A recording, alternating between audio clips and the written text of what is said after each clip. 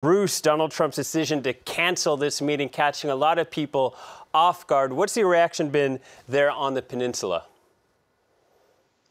Well, the initial reaction from South Korea's presidential office came in the early hours of Friday morning, and it regretted the decision by Washington to cancel this summit, and also said that better communication, perhaps, between the two sides could lead to some sort of progress. The South Korean media characterized that statement as saying President Moon was directly urging Trump and Kim to talk to each other. The statement, though not explicitly saying, though, as I said, encouraging better communication. We've also heard that South Korea's foreign minister spoke to CIA Director Mike Pompeo, and they said they would continue to work together to try and foster conditions for the U.S.-North Korea summit.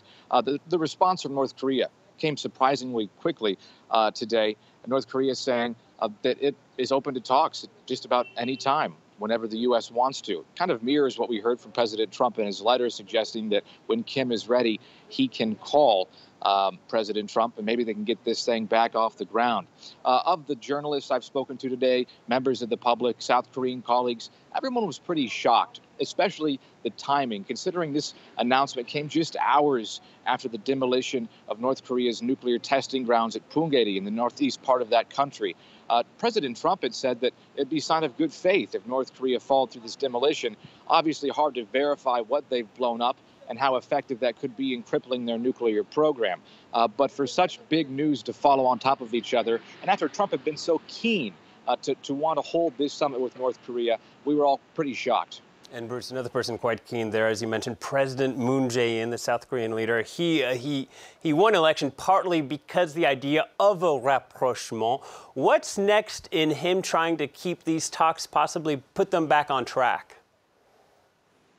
Well, President Moon's office is already urging North Korea to continue cross-border talks.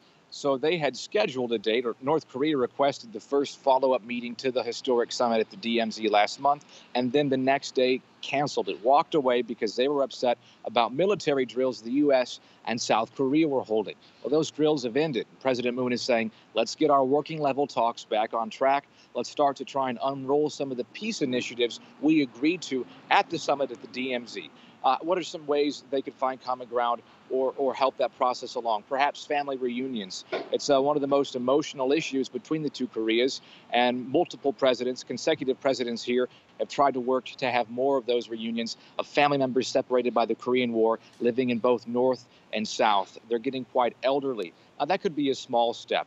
Possible economic exchanges down the road between North and South Korea. And I think Moon, if he can show once again that North Korea is willing to, operate in earnest, in honest negotiations, that maybe the U.S. will once again try and warm to the idea of holding a summit.